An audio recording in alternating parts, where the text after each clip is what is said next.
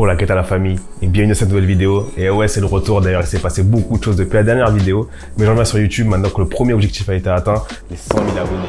Enfin! Mais tout ça, je vous l'expliquerai dans une prochaine vidéo. En vrai, j'ai trop de trucs à vous raconter. Il se passe des trucs de dingue, les gars. Aujourd'hui, je dois vous parler d'un truc. Dès que j'ai reçu la notif, j'ai été contacté instant. Aujourd'hui, je vous parle de la nouvelle souris de chez Roccat, la KONIX-P-R. Et c'est maintenant, les gars.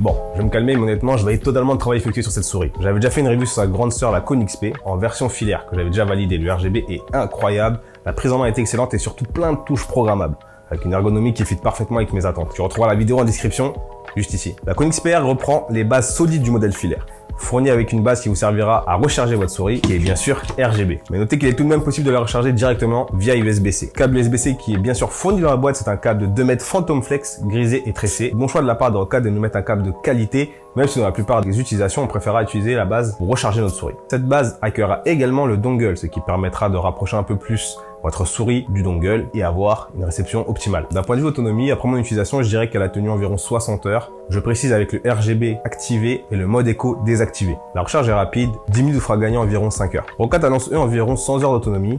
À mon avis, c'est avec la fonction écho activée. Le mode écho désactive le RGB quand vous allez mettre votre main sur votre souris et bouger la souris. La logique est très bonne. Forcément, la main sur la souris, on ne voit pas le RGB, donc autant le désactiver. Concernant le poids, étonnamment, la KONIX-P-R est plus légère que sa grande sœur, le modèle filaire. Certes, le RGB est légèrement différent et un peu moins présent. En fait, il va s'arrêter juste au niveau des touches principales de votre souris, contrairement au modèle filaire qui va aller un peu plus long. Mais bon, tant mieux, on gagne en légèreté et en plus, c'est sans fil. On retrouve ici 15 boutons programmables que tu peux étendre à 30 avec la fonction Easy Shift sur le logiciel Roccat Swarm, un logiciel qui est dédié à vos périphériques Roccat. Je vous explique rapidement comment moi j'utilise le logiciel et ce qu'il est possible de faire. Vous pouvez enregistrer jusqu'à 5 profils de configuration ou encore enregistrer des macros, ce qui peut être pratique pour du slide conseil par exemple sur Call of Duty ou multiples commandes sur d'autres jeux. D'ailleurs, Loan a fait une petite vidéo là-dessus, c'est en description. On retrouve ici un capteur PixArt comme sur pas mal de modèles d'ailleurs, c'est un classique maintenant. Bon, je pense avoir fait le tour du modèle, c'est devenu personnellement ma main souris. Entre toutes les touches programmables et le design, je suis conquis. Notons quand même que c'est une souris qui se classe dans le haut du panier avec un prix de 169 €, un peu comme le modèle filaire qui lui se trouve à 89 €. Ça reste un budget conséquent. Si vous avez des questions, n'hésitez pas à les poser dans les commentaires et surtout, dites-moi ce que vous pensez de ce modèle. Je vous ajoute bien sûr le lien en description. Malheureusement, mon code promo ne fonctionne pour l'instant